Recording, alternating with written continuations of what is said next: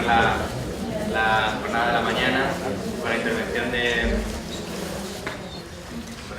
Selena que estudió en la Universidad de Notre y que ahora forma parte de la clase en el programa de Roma de esta misma universidad y está haciendo también su doctorado en esta universidad y está trabajando en un campo que yo encuentro también muy cercano, que es la documentación del patrimonio. Ha estado trabajando mucho tiempo en la India, documentando la cultura de los mogoles del norte, y ha estado también trabajando unos años, bastante tiempo, en la documentación, levantamiento del foro de Roma.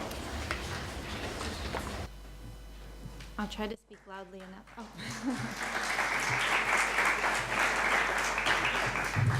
Well, good afternoon, and thank you for having me today.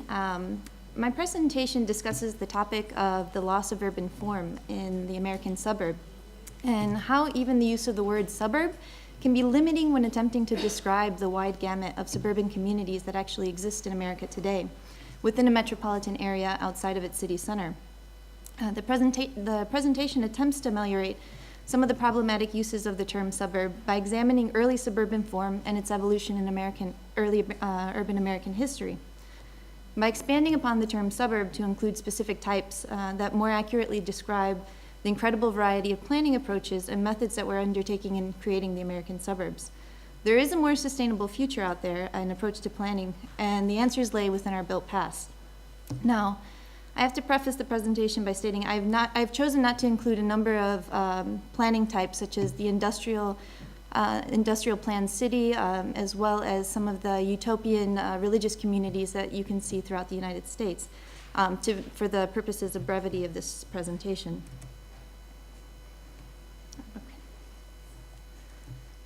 This suburban growth in America was actually fueled by a number of factors. First and foremost, unlike Europe, the early American urban development had large amounts of land in which the cities can continuously expand into. Secondly, there was a rapid expansion of established cities, and their commercial centers had a tendency to consume immediate residences that were usually where wealthier citizens would live, and that kept pushing them further and further out to the city center, or outside of the city center. Also, innovations in transportation, including railroads, followed by the streetcar, and later the automobile, allowed for relative ease of movement to and from the city and its surrounding countryside. And in New York, we find the emergence of suburban growth as early as 1814. And what you can see, does this work for me here? This is a view from Brooklyn, as we're standing in Brooklyn looking out onto, this was New York, Manhattan proper, 1814. And if you look, you can actually see in this picture a few little houses and developments along this side of what is today considered the borough of Brooklyn. And what happened is there was a ferry service that provided commuters with possibilities of moving between Manhattan and Brooklyn, allowing for upper middle class residences to leave the hustle and bustle of the city and have their houses built in an area where they were surrounded by a more bucolic setting. And this becomes kind of the typical American dream, so to say. Everybody, as soon as cities were developed, Americans tried to run away into the countryside.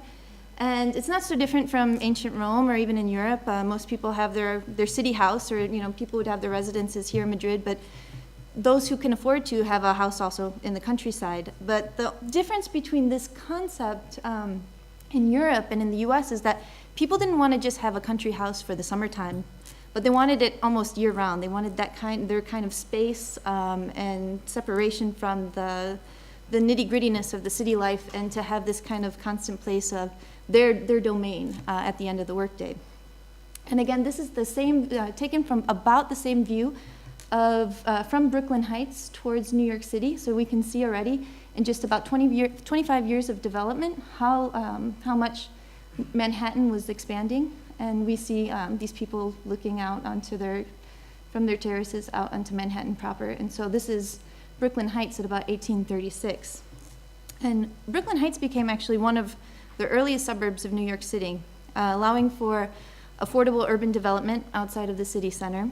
And this image shows, just that, how little by little those houses that were surrounded by countryside become more ingrained and encompassed in an urban setting.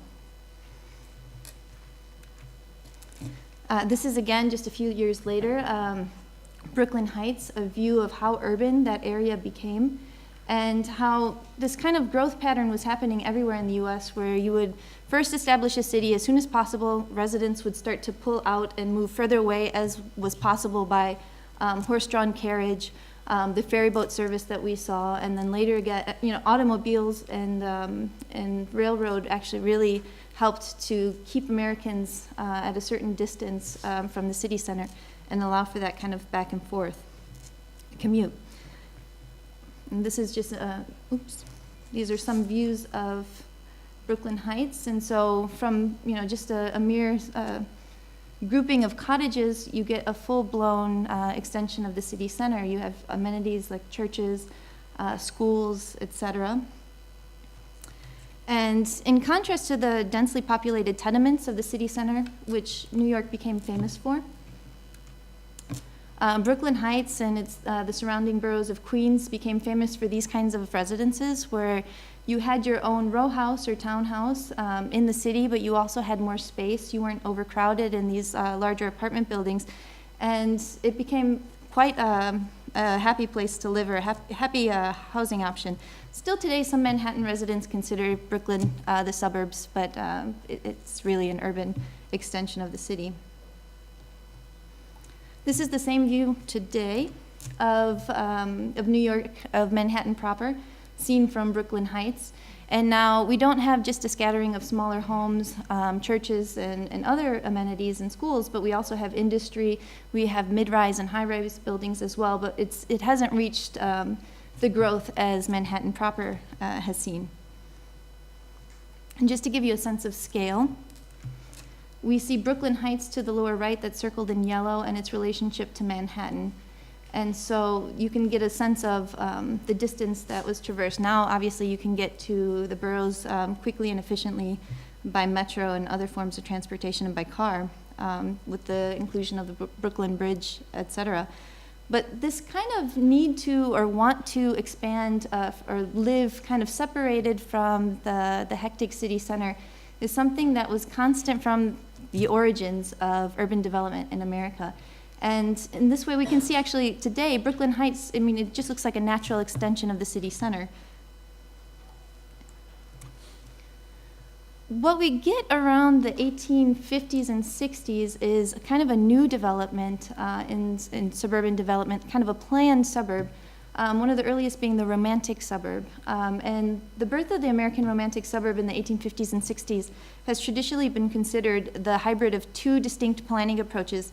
That of the Romantic cemetery, which we might find kind of odd, like why would a cemetery or a place you bury the dead be important in terms of city planning? But the idea of the Romantic cemetery was the fact that it kept a lot of the natural environment, and then you had a wonderful way of passing monuments. So if you had enough money to, you would build your tholos dedicated to yourself or your wife, and you would have a pleasant stroll. Coupled with that was the picturesque landscape in urban parks of England, which many Americans enjoyed. And so if you bring those two together, what you got was,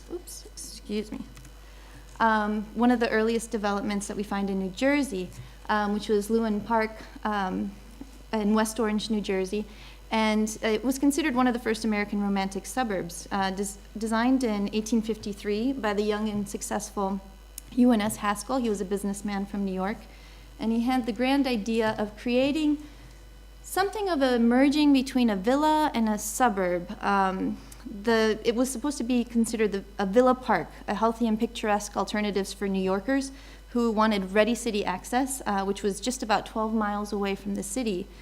Actually, a funny tidbit about this particular suburb is that when Corbusier visited New York City in 1935, his idea of the city of the future was basically Manhattan. Not exactly Manhattan, but a version of it. And to his chagrin, he was very disgruntled by this fact that he soon came to find out, well, the movers and shakers of New York, those who were really spending money, building great buildings, taller buildings, and investing in all these wonderful means of transportation, they didn't want to live in New York. They wanted to live, some of them did. Many people had their city residences out of convenience, but the majority of people wanted to go out and live out their bucolic lifestyles in the country and be connected to nature. And this made Corbusier a little bit upset because he was so excited arriving in New York, seeing all these wonderful buildings. Then he goes to Penn Station, he gets on a train, has a wonderful cocktail, goes out to this suburb actually, and realizes there's just colonial style buildings here. What are you guys doing? Where is this coming from? Why? I mean, you've got all this stuff in the palm of your hands, this great stuff. So he got really upset.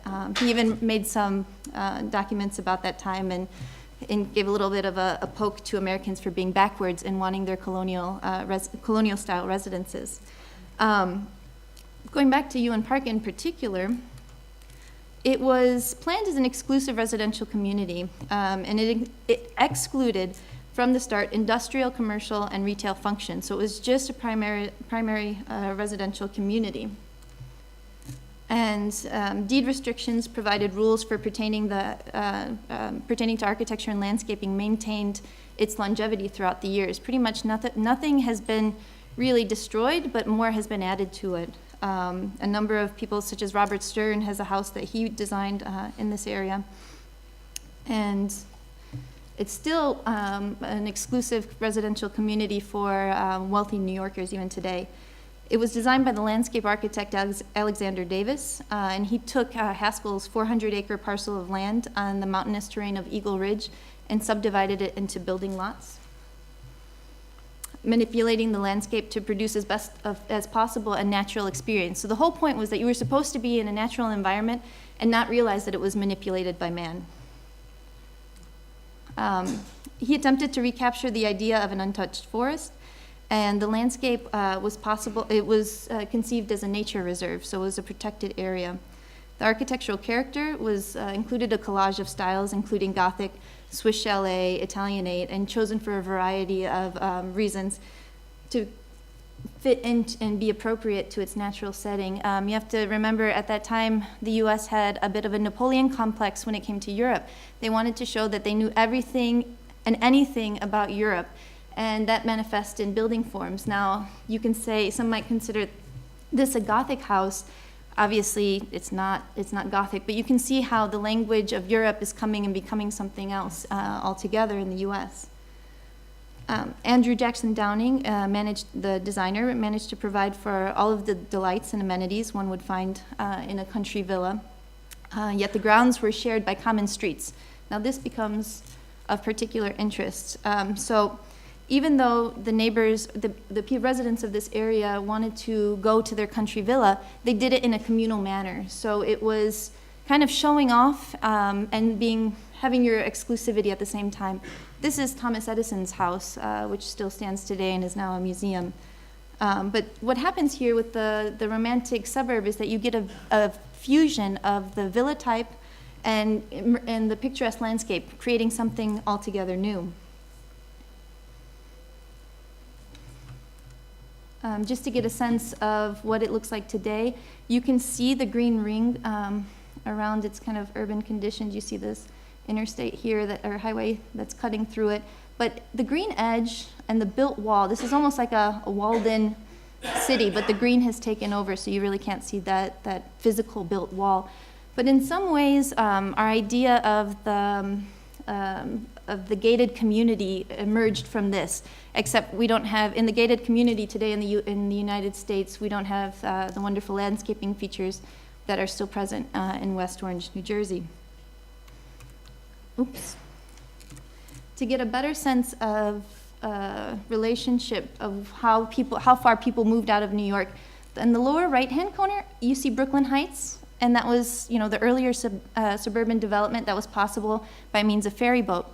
Once you introduce the rail line, this is as far as you can get of a commute. Okay, this is not super fast European rail line system here, and this is about 12 miles. And this is what you can do comfortably before and after work to arrive to New York City and still return all the way out here at the end of the day, before the automobile became a luxury item that could be used. One of the other most talked about or well-known romantic gardens or romantic suburbs was in Chicago. And we can find the design by Frederick Law Olmsted for Riverside, Illinois. And Frederick Law Olmsted was famous for quoting, when trying to get the commission to design this place for the Riverside Railroad organization, that no great town can exist without a great suburb. And so he was trying to push for this extension of this planned community outside of the center of Chicago's Loop. And here we see Frank Law Olmsted to the left and his partner Calvert Vaux on the right, and they were the ones responsible for creating this, this planned community. Again, we can see here on the left a plan of Chicago boasting in the 1890s of its new suburban developments and its extension from the city center. And here, very small, you can see Riverside, Illinois, which is about the same distance as the Ewan Park in West Orange, New Jersey was to Manhattan proper. And here today, in this Google Earth map, you can see that the original planning of the town of Riverside has pretty much remained the same. It's kind of maintained its borders from the original plan. The plan included a village square situated at the primary railroad station and a grand park system that was composed of several large parks to serve as green edges to the community, as well as smaller triangular parks situated throughout the plan so that every member of society had ready access to nature and a public park. And here are some views of that town center. This is from the 1950s. And the town's plan was actually completed in 1869, making use of curvilinear streets. You can see these kind of amorphous blobs that are forming here. And actually, they are designed partially, but they also really took advantage of the natural landscape that existed at the time. It also conforms to the flow of the river that we see at this edge of the town. And one of the greater innovations of this plan was the fact that it incorporated housing types, a variety of housing types and scales. Okay, for the most part, we have our large single-family homes, but at least unlike in West Orange, around the train station and the city center proper, where you have goods and services and amenities, you had a variety of residential types. So you had apartments, you can rent an apartment, you didn't have to buy or own. And also you had smaller residences located closer to those services and amenities. And then further away, you had your larger housing stock. Famous architects of the period were active in the design and construction of Riverside and well into the 20th century. And this building in particular is by William LeBaron-Jenney. I don't think many people in the room are familiar with him. I'm really familiar with him because he's from Chicago, or an architect working in Chicago, but he's basically one of the forefathers of the skyscraper. So he's one of the last ones to build one of the largest load-bearing masonry buildings in Chicago, and we might consider this very traditional house, which it is, but he really liked to pride himself on his innovations in structure and engineering. Another important architect of the time who was part of the engineering revolution that allowed for the birth of skyscrapers and the industrialization of buildings was Louis Sullivan. And what he did, he was actually quoted as hating the World's Fair in some ways in 1893. I don't know how many of you are familiar with the White City, this kind of grand urban planning gesture with all these traditional buildings. The U.S. really wanted to say we know classical architecture and we're just as grand as Rome and Paris and London. It was temporary. Most of the buildings were torn down. But Louis Sullivan said that exhibition put architecture back 100 years, that it was just a backwards move. We should have been investing in new materials and lighter structures. And what he did is he put a lot of, you can't see it in this photo, but he became famous for his floral motifs and decoration, which he put onto industrial materials, which before that time were considered just for factories. And really, he was one of the first people, even though we might consider his designs today as kind of floral and episodic in that period of the late 1800s, early 1900s, he did a lot for making industrial materials acceptable to the general public. We also find Frank Lloyd Wright here, and one of his early homes that he designed in the area as well. And I think everybody is familiar with Frank Lloyd Wright's work here. And he starts to, you see the influence of that movement of the prairie style, and you see it manifest in various buildings of the time. And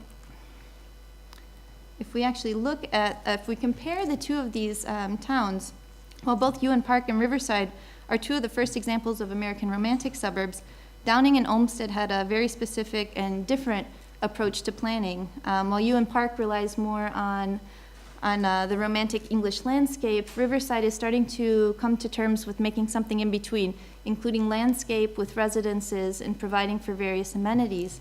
And neither of these two would have been possible without railroad transportation. I mean, they were just too far out and too far away from the city, but it was because of this innovation in transportation that these towns were made possible. And in the plan of Riverside, the city wall disappears, and it is replaced by a green wall, a more natural wall, which is more inclusive and allows for a general expansion into other areas, whereas West Orange pretty much was, in its walled capacity, kind of segregated, purposely so, from other communities. And we can see that here.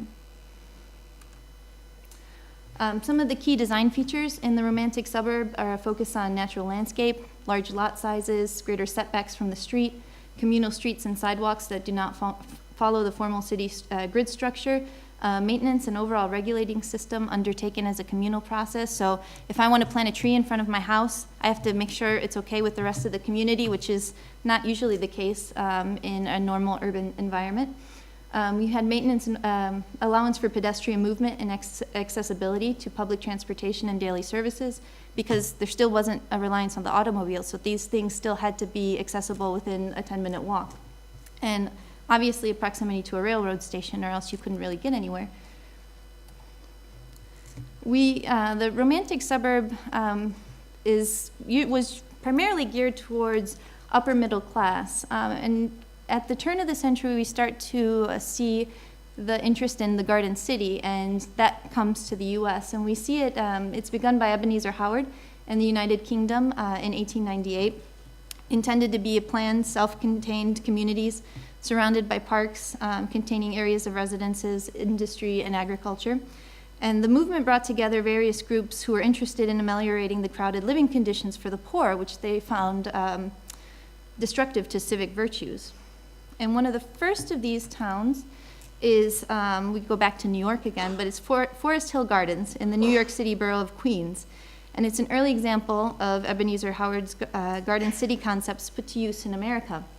And so this was the kind of the captivating axonometric drawing, kind of leading you into one of the primary spaces, the main square that you would arrive to by railroad. And this is that area, Forest Hill Gardens today. It's one of the more green areas on the map, and you can distinguish it by the fact that it has these curvilinear streets. Now, this was actually, the reason why there's such an emphasis on nature in this Garden City one is not just because it was part of the Garden City movement coming from England, but it was because the designer was Frederick Law Olmsted Jr., so the son of the man that we just saw who designed Riverside, Illinois. So he had a good background in terms of landscape planning. And again, here's a map to show, that further, how far you can get out of the city center. And the Garden City, unlike the suburban, the Romantic suburbs that we saw before, the extension of Brooklyn Heights, was different because garden cities were planned to be self-sustainable. You didn't really need to rely on the city. But in this case, its proximity is still close enough to the city that you can move back and forth by light rail. Now there's a metro. You can get there quite easily today. It's not that difficult. Here was an entry into Forest Park's main square, and you can see that the overall layout and approach to the design is similar to his father's work as Riverside. High-density residences are concentrated around the primary rail station, where shops are accessible to the whole town, and you start to get a transition in housing type, which above here you can see, here are some examples of low-density single-family attached residences. And the scale of these residences serve as a transition from the shops and apartments near the main square. In the plan of Forest Hill Gardens, density becomes lower, further from the main square, which includes shops topped by apartments, moving slightly to lower density attached row houses, as we see above. And then we go all the way out to single-family detached residences. And here are some of the original drawings promoting what you could buy into.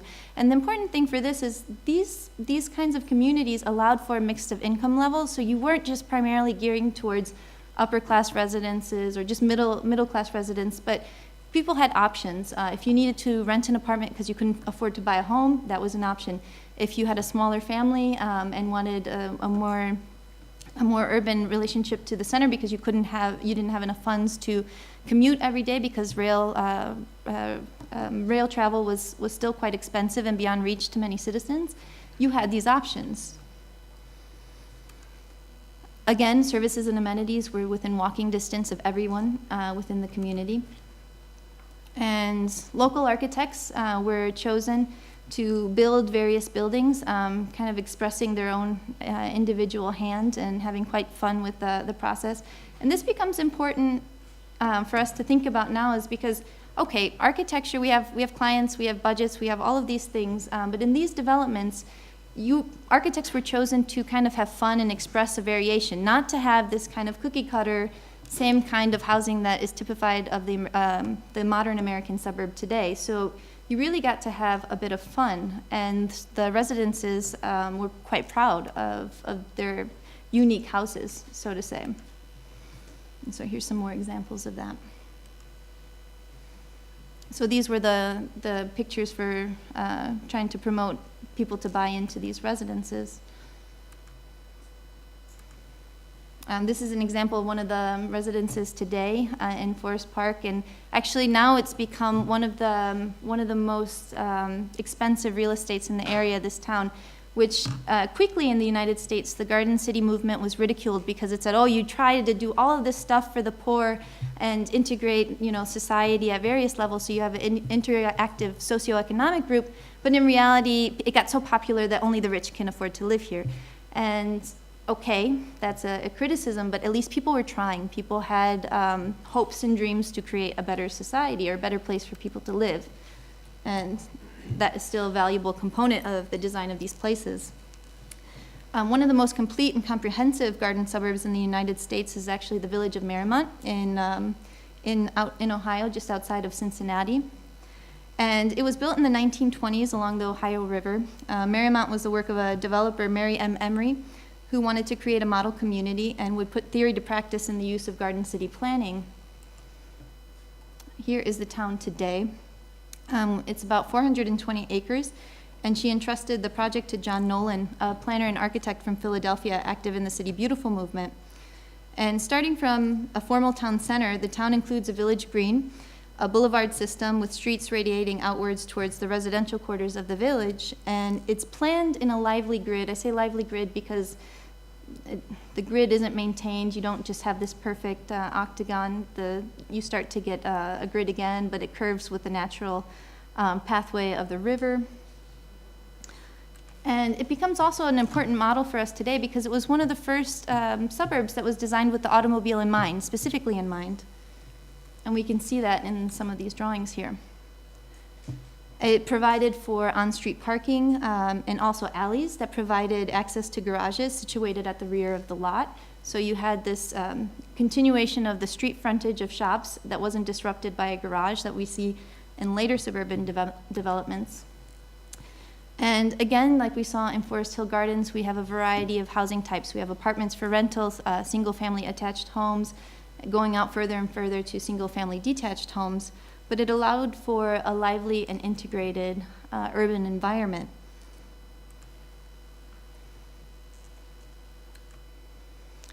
Sorry for the bad slide, but during this period from the early 1900s onward, the garden suburbs were developing across the country, including Shaker Heights in Cleveland, Lake Forest just north of Chicago, Coral Gables just outside of Miami, and this image is an image of Lake Forest, Illinois, just outside of Chicago, on the northern end of Chicago. And actually, even though this town square works quite well, it becomes kind of the predecessor for the strip mall. So one of the worst things that America brought to planning. This place is quite nice. It's so expensive now. It's not an integrative community by any means. I can't even afford to eat there or do anything there. To give you a sense of the wealth, the residence of Michael Jordan is in this area.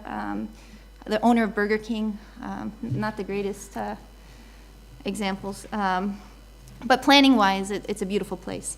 But the incredibly sophisticated design and architectural quality that was the hallmark of these garden suburbs has really all but disappeared in suburban planning. I mean, Coral Gables and Shaker Heights in Cleveland and the other ones that we discussed are wonderful places to live and have been maintained. People love them. They are very proud of the communities that they are a part of. And it's because there's a character to them, a quality. They can live there.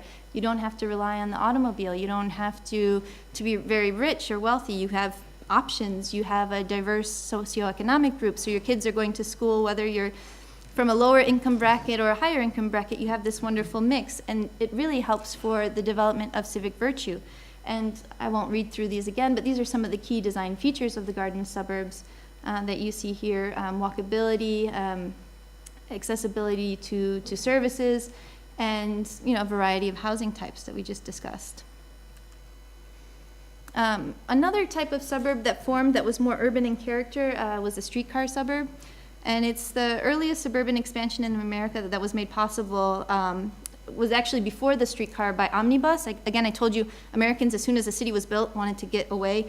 And so they had these makeshift buses or carts that allowed for multiple people to be taken out further away from the city center, but it was also very expensive. The electric streetcar first appeared in Richmond, Virginia. Frank J. Sprague was actually one of the primary developers of this technology. And by the latter half of the 19th century, cable cars, electric cars, streetcars, trams were used, allowing residences to build even further away from the city center. This is not just in the United States, it's all throughout Europe as well. But we start to see them helping with the expansion, natural expansion and city growth.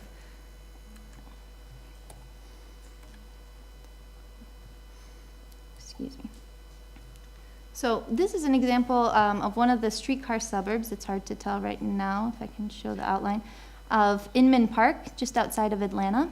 The developer actually, he had a grand plan. He had traveled the U.S. He saw how great the streetcars were, especially in Boston, New York, Chicago, and he wanted one for Atlanta so that wealthier residents could actually escape the center of the city. And he wanted to take part in the City Beautiful movement as well. That was kind of the U.S.'s urban reaction to the Garden City movement, excuse me. In Europe. But what he did is he consulted with Frank Law Olmsted before putting a local architect to work in the planning of this neighborhood, which is located just 2 miles east of downtown Atlanta. What happened was it became quite popular really quickly with all of Atlanta's wealthy elite who moved out there immediately. It was this ideal Victorian neighborhood. And what happened to it later, about the 1950s and 60s, is it became too costly to maintain, so a lot of the houses became run down, sold as makeshift apartments, smaller apartments. And then because of a resurgence of people because in the 1950s and 60s, people moved much, much further away from the city center throughout the US, Atlanta being one of them. And then there's this kind of interest in coming back closer to the city, because who wants to commute? Who wants to waste all of that time? Your time is becoming more valuable. So there's been a recent resurgence of redevelopment of this area, and you can see this is one of the restored homes in Inman Park. And some of the design features of the streetcar suburb was, unlike general expansion of residences like we saw in Brooklyn Heights, it was organized by single ownership. So usually the streetcar line came in, someone saw a valuable opportunity and said, well, if there's a streetcar line, people are going to want to live here. And so they bought up a place and designed it. Lot sizes were smaller in scale to match those similar to the inner city. And they're much smaller than those of the post-World War II suburbs. They were usually extensions of the city grid, not always. Sometimes they were kind of denoted with curvilinear streets because it was similar to a suburb. And transportation was key. Having a close relationship or proximity to these streetcar lines was key to daily life, because otherwise you couldn't get to all of your services, buy groceries, etc. So all of these things were usually growing up around the streetcar stops along these areas. Now, this leads us to the post-World War II suburb, and it's after the Great Depression, suburban construction really slowed down and did not gain momentum until after World War II. And the post-World War II suburbs were quite different from their predecessors. The approach of planning that was based on bringing together the ideal elements of a defined civic virtues of the city, healthy pursuits of the country, were replaced by an increase in interest in providing housing as quickly and efficiently as possible to a growing middle-class market who was ready and willing to invest in their piece of the American dream. And we've all heard about the idea of the American dream, a piece of property that was inclusive of a single-family home and garden. The slow and steady evolution of the American suburb and the variety of places that accumulated this wealth of knowledge and understanding in relationship to architecture and planning came quickly to an end during this period. And the post-World War II suburbs were not developed for groups of diverse members of society, but really primarily geared towards those of a middle class. And developers no longer really had to worry about elements of planning, architectural design, because the market really wasn't concerning itself with that, and like they were before in the years before the war. Greater availability of the automobile in conjunction with the highway system allowed for a change in suburban scale. Residences were no longer reliant on various modes of public transportation or on goods and services being available within a 10-minute walk. And now, as much of that is true, many residents actually still had to rely immediately after World War II on delivery services, so someone bringing the milk to their house, someone bringing groceries to their house, because the older members of the community, people without an automobile, still couldn't reach those services. So luckily at that time, it was still common to have these kinds of services provided to the community. This allowed for expansion of lot sizes. Buildings were lower to the ground, including one-story ranch houses that really expanded horizontally rather than vertically, creating a domino effect and changes to the approach of planning the American suburb. Sidewalks were soon left out of the plan and replaced by driveways. Garages came to be placed closer to the front of the house, which were both set back quite a ways from the street, preceded by large swaths of lawn. And I don't know for how many of you have come to the United States, but the lawn is like the big thing. You can't touch someone's lawn. It's like their way of showing off, even if the house is not so nice. The post-war suburb actually no longer needed to accommodate for a pedestrian life, but an automobile one. And you can see how the publicity for this mass production just for $8,000. You can buy your prefabricated home in an ideal community, ideal to those days, the standards of those days. But as early as the 1940s, suburban development quickly spread out, and it had to be accounted for in terms of, what are we doing with our natural resources and land? And so you can see that it was very easy and quick to expand these suburbs. This is actually an aerial view of Levittown, outside of New York in Long Island. It was one of many of these kind of prefabricated towns that kind of plopped themselves in the area around Philadelphia and New York. The idea being you had kind of this sameness. Everybody was equal. Everybody had to actually maintain their housing type. Nobody could paint them. Nobody could add fences or any other details. But it became quite monotonous. And this picture is great because you can actually see how they were constructed. So just put everything there. You have all your materials, including your dishwasher. Great, you have a dishwasher. We've come to turn of the century. Indoor plumbing, wonderful. But it's all there. Your picket fence, your American dream, it's ready. It's all in one bag, brought to you by the railroad. But what happens is that these areas aren't planned. They're just extensions, and it's very easy to extend them. But what happens is it basically doesn't allow for services. Now, because of this kind of expansion, there's no emphasis on the connection of streets to squares or blocks. We don't even really have city blocks anymore. We don't have connections to schools. We don't have connections to goods and services. We actually have to drive to those places because it's not safe to have that kind of confluence in these areas because they weren't accommodated for or designed for how to merge those places, like in the designs that we saw before. There is no public gathering space. Actually, you just were in your unit and you can be as individual as possible. You didn't have to really be a part of your neighborhood if you didn't want to. And everything just becomes like separated. And these things were good planning was zoned out of existence because at that point, you separated the stores from all of your services, and it became, oops, excuse me, quite a disaster in terms of planning that Stefano so brilliantly talked about how small interventions can actually help ameliorate these problems. These are just a few more examples of the houses that you can build. But in contrast, we think about prefabricated homes being something of the post-war years, but that's not really the case. As early as the 1880s, 1890s, Sears Roebuck's company, which was a catalog company that made use of the railroad system to get their ideas and their goods out to all of America. Well, you could buy your house prefabricated and sent to whatever city in the US you were in. But you can see already, now this is an ideal, it's like almost like a Legoland of sorts developed by the Sears Roebuck company. But it starts to show off all the variations of housing types that you can buy into. And they were ready-made to be situated on the city block structure. So the general lot sizes of neighborhoods in Chicago and New York, and the periphery of New York, not New York proper in Manhattan.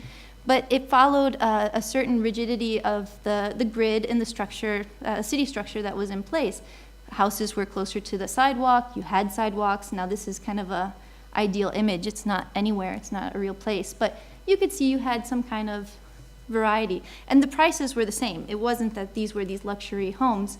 You just had to provide the local builders to create your foundation. Then you put your brick or wood or stucco home on top of it.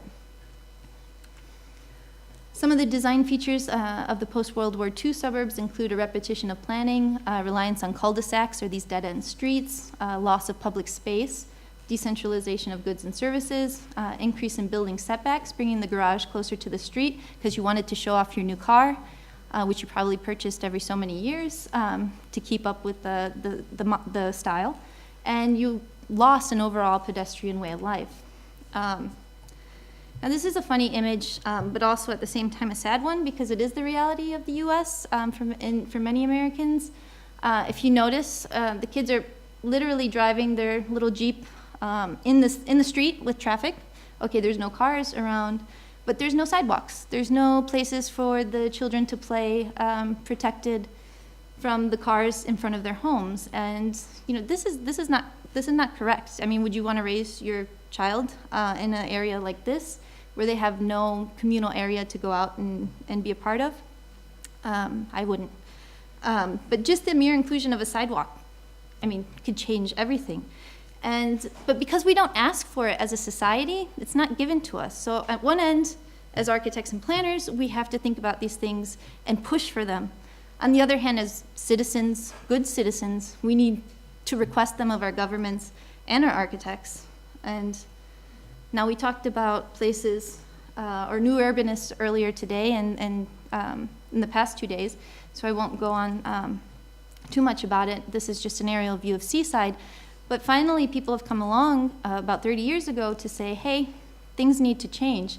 Now, just like the Garden City movement, new urbanist communities have sometimes been considered places that have been only, or become so popular that only upper levels of society or very wealthy clients could live there, but that's not necessarily the case. And even if in some areas, you know, it is for quite a wealthy clientele, it's something. It's questioning the norm, questioning what we should be doing, how we should be designing. And right now, if many wealthy residents live here, that's fine. But it's setting a trend that's going to become very important for us in the future. This is another example of the Kentlands in Maryland, another new urbanist development. And, you know, there's the sidewalk, there's inclusion of shops that are walkable distance to your urban residents.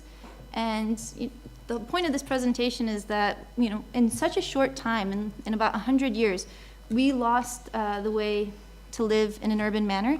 And, you know, if the pedestrian community could accommodate for the automobile, it's about time that the automobile can accommodate for a pedestrian lifestyle again. So we need to do something, and hopefully by looking at the past and examples that worked really well, we can incorporate them in our planning for the future.